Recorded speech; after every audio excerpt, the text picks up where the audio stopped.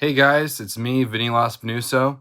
I'll be back on today for the NFL preview. We're here for Zenny 62 Media. But first, I want to talk about something first.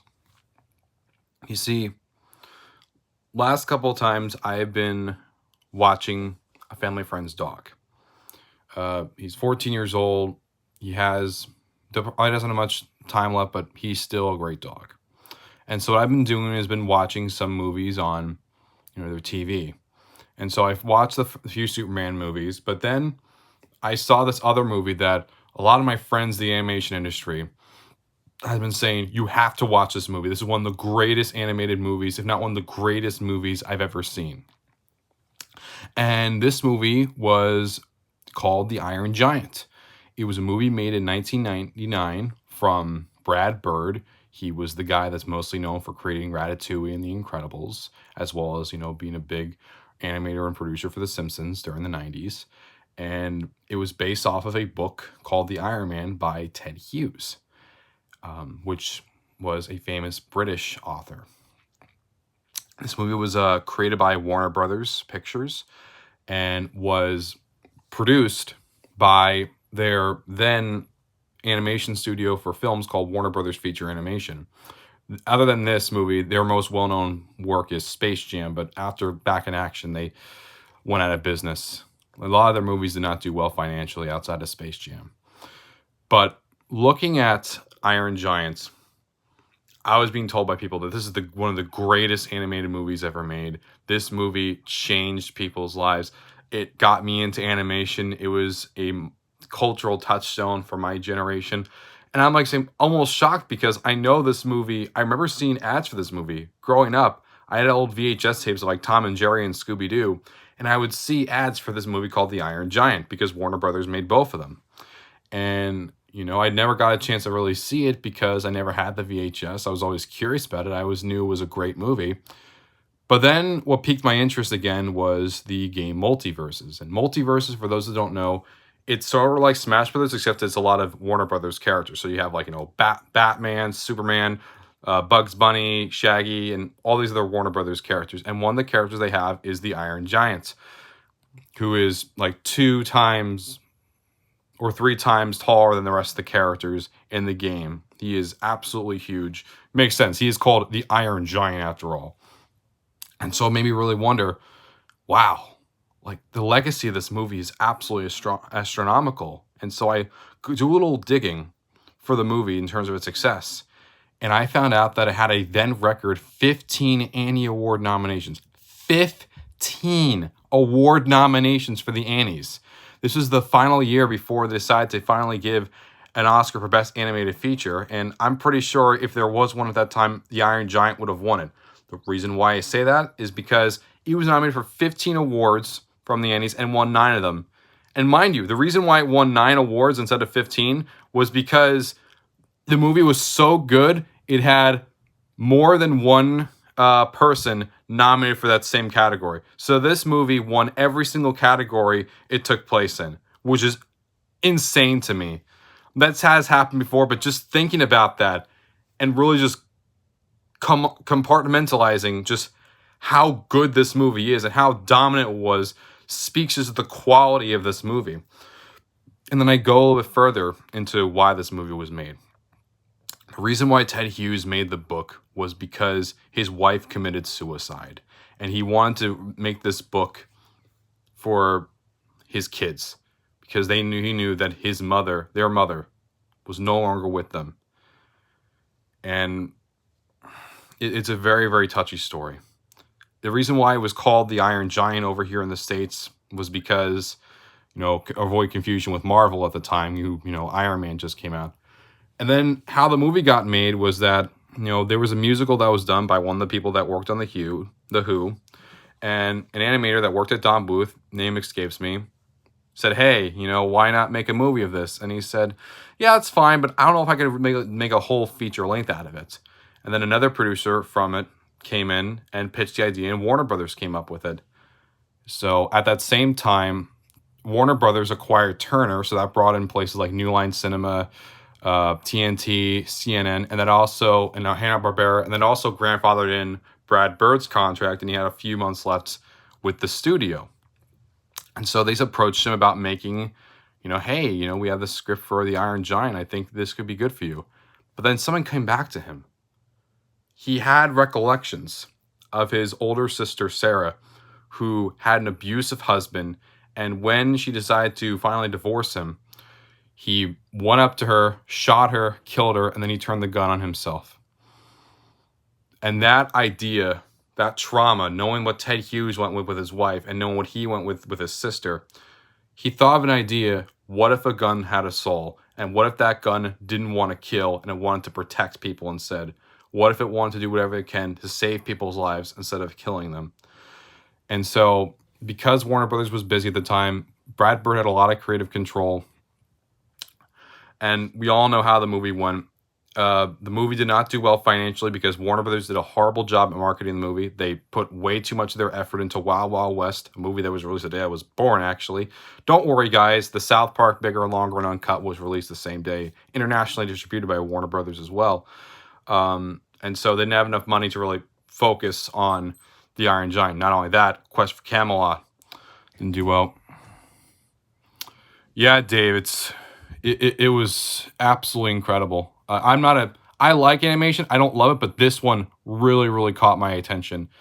And then, Warner Brothers realized that they made a huge mistake and, put a lot of effort into home video, put it on Cartoon Network so much. And now, thanks to these efforts, The Iron Giant has been seen as a pop culture icon. You've seen pop figurines of it. You're seeing, big appearances and stuff like Space Jam 2 and Ready Player One. And, the Mad TV show that I grew up watching had the Iron Giant paired with Margaret Thatcher at the Iron Lady almost. You also had a cameo of him in Futurama and Family Guy and all these other movies that reference the Iron Giant. You have these video games like Ori that say that the Iron Giant was the inspiration for the story. Like, you realize that Warner Brothers created other animated movies too. Happy Feet won Best Animated Feature. But no one is ever going to say that Happy Feet had the same long-lasting legacy that the Iron Giant has. When Happy Feet came up with a sequel 5 years later, it flopped at the box office. People didn't really want to go see it. Iron Giant, years later, is regarded as one of, if not the greatest animated movie that Warner Brothers has ever made. Now, mind you, Warner Brothers, this is a studio that is famous for creating the Looney Tunes. This is a studio that has made many great animated TV shows and movies of DC characters like Batman and Superman and whatnot. This is also a studio that owns the rights for many Hanna-Barbera cartoons like Tom and Jerry and Scooby-Doo and the Flintstones. And this is also a studio that's pioneered animation work with Polar Express. And, Happy Feet, like I said, won Best Animated Feature. Not only that, you had the Lego Movie, which was a success. You have all these great, really just quality animated work, but the Iron Giant is viewed head and shoulders, figuratively and literally, above every single one of those properties.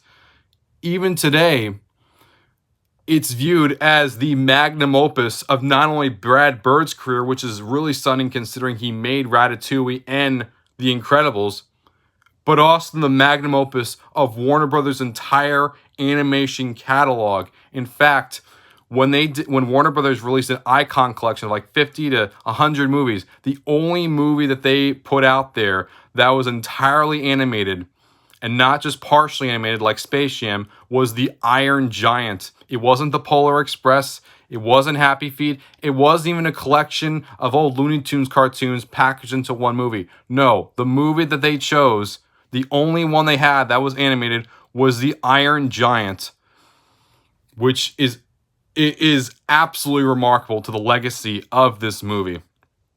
But I'm just talking about the impact of the movie and the legacy it has. What is the movie even about? Well, the movie takes place in 1957. Oh, it was lifelike. I should mention, the animation of this movie, it is like fine-tuned to the way those old Norman Rockwell paintings were. In fact, the town that the movie is based in is called Rockwell, Maine, named after Norman Rockwell. The art style is very similar to an old Norman Rockwell painting of Americana in the mid-1900s. You also see there's a lot of fears. It's the Cold War going on. Sputnik just was put in space, and a lot of these people had fear of this. Maybe this is alien. This is maybe a Soviet operation. And you see this big metal man, this force of nature, and the Iron Giant. He's like 10, 50, 60 feet high. Whenever you have the giant on screen, you feel the presence of just his larger than life, almost mythical size. And you just feel how he comes alive and how so many are in awe that, man, this creature, this giant robot from outer space is here. And so, but he's not the main character. Vin Diesel did an amazing job voicing him. But the main character is a young 9-year-old boy named Hogarth Hughes. Hogarth Hughes lives with his widowed mother. His father, while not explained in the movie, died in the Korean War. He even has his helmet from his father. And you see that he's this kid that doesn't really have many friends, but he's like any other kid. He loves riding his bike, he loves reading comic books, and he loves watching, old scary movies at night when his mom's not home or when she's working late because she works at a diner. And then one day, he notices the TV goes out, and he goes up to check, and the antenna's not there either. And so he scours the place and finds the giant. And he, over time, teaches the giant it's wrong to kill. Over time, he befriends the giant. And the giant, while his movements were robotic at first, with the more and more time passes with Hogarth, he truly becomes very human. Granted, still very robotic, but his movements are more human. His speech patterns are more human. In a way, he becomes human. And the other characters are great too. Jennifer Aniston, who plays Annie, Hogarth's mother, did a really top-notch job.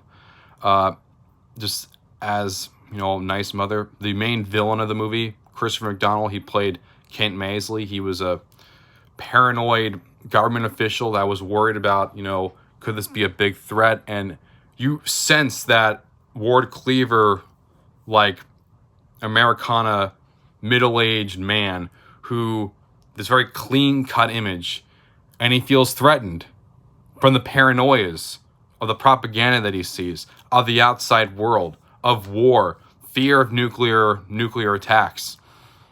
So much of this. And he sees what he can do to try to take down the Iron Giant. But I think my favorite character of the entire movie was Dean.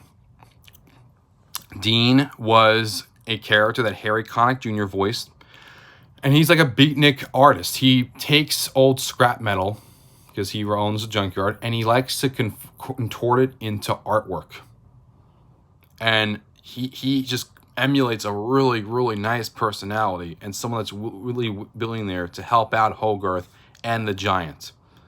And when you also see the script in this movie is fantastic. It's up there with some amazing live action movies. They don't really do any fart jokes. I mean, I do love my occasional gross out here and there, but it focused on it being a drama first, and it focused as a movie. It felt very, very grounded despite being an animated movie. The artwork and the design was almost the same as being lightweight. Just the movements, just so much like myself. In fact, I would love to see what a live action adaptation of this movie would be like. Can you imagine like a live action adaptation of the Iron Giant, like a fully reg robotic version of the Giant, and just the way the movements are like with modern day technology? Oh my God, it would be incredible. Granted, I'm not sure how well it would do considering the original movie didn't do so well. However, considering it's viewed as such a classic by millions and millions of people, I don't think it would really be much of an issue. I personally would be on board with it. The script is fantastic. The animation was outstanding. Just the acting of these characters, even though it's voice acting, they put so much attention to detail. You feel the performance in just their voice. You can feel the emotion of their characters with the drawings. The storyboarding on this movie is just absolutely fantastic. And also just how they're cut, how they're drawn to a T. And you could tell this was a passion project. This was a passion project led by a man who was still dealing with the loss of his sister at the hands of gun violence, while he was adapting the story from a man whose wife committed suicide. And at the very end of the movie, spoiler, it was very, very... You see that he does not want to be a big metal killer. He wants to be the Man of Steel. He wants to be Superman. He wants to use his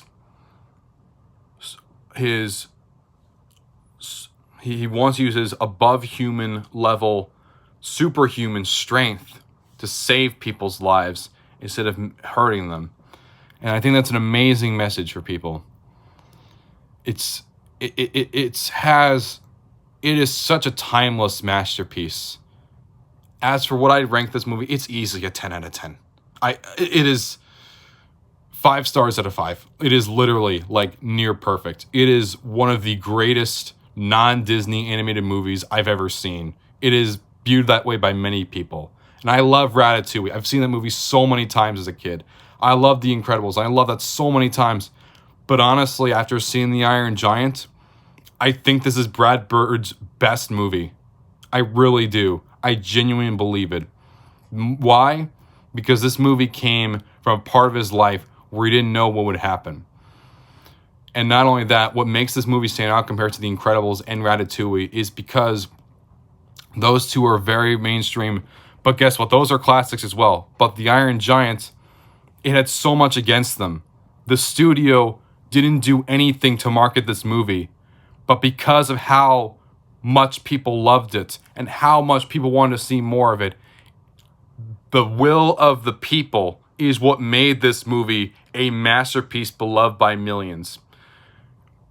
It made it in spite of so many hurdles in front of it, despite so much heartache from Hughes and Bird and many other people on the way.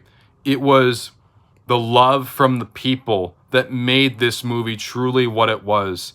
It is the love from this people that has made Warner Brothers realize they made a massive mistake. It is the love that the people have shown this masterpiece, that animation is more than just kids' medium. It is more than just drawing. It is a work of art. It is a vehicle for storytelling. It is a vehicle to inspire people. It is truly one of the biggest cultural touchstones you could have. If you want a movie to best describe the 50s that was made outside that time frame, this movie is literally the perfect personification, as he replicated 50s Americana to a T.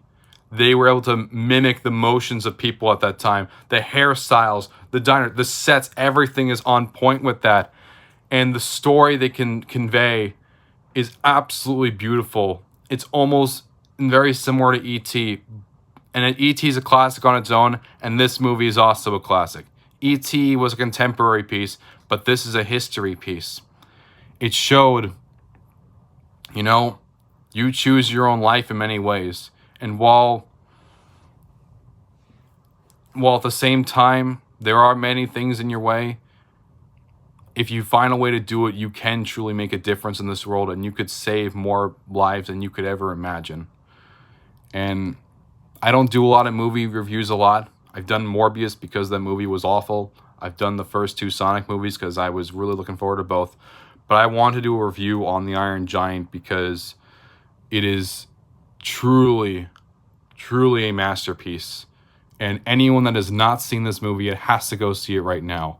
It's on YouTube right now. It's free with ads. If you haven't watched it yet, type it in YouTube. Watch it to your heart's content. It's 87 minutes long, and once you're done, you're going to wish you want to see more. It is that damn good. It is just a masterpiece, and I can't emphasize how good this movie is because I don't even know if I'm truly giving it justice. 10 out of 10, literally near perfect. This movie is on par with those Disney Renaissance movies of the 90s, like Little Mermaid, Beauty and the Beast, Aladdin, Lion King. It is up there with them because of how good the animation is, the storytelling is, the writing is, the acting is, just everything. It mimics those down to a T, but it's also its own thing. And that way, it's able to give off a timeless demeanor, but also a classic demeanor. This movie is more than just a movie, and it's more than a work of art. It's truly something that people will cherish for many, many, many years to come. And honestly, happy may have won Best Animated Feature. But would you rather be the movie that gets big and reaps the awards first, but then gets largely forgotten? Or would you rather be the movie that doesn't do well at first, but because of the power of the people and the will of the people, it becomes something much larger than anyone could ever imagine and could be viewed as? Would you rather be something that gets big at first but then flames out? Or would you rather be something that gets larger and larger and truly becomes majestic? I'll have that choice up to you. But that's my review of The Iron Giant. I want to know what you guys think. Do you also think The Iron Giant is a masterpiece in the same way that I do? If not, that's okay, but the proof's in the pudding. And in my opinion, I think the proof says this movie is a true masterpiece. Thank you guys so much for watching. I'll see you next time. Subscribe to Staying 62 Media if you haven't already. Make sure to hit the subscribe button, hit notification on for new videos. As always, guys, I'll see you next time. Peace out. And don't forget, guys, souls never die.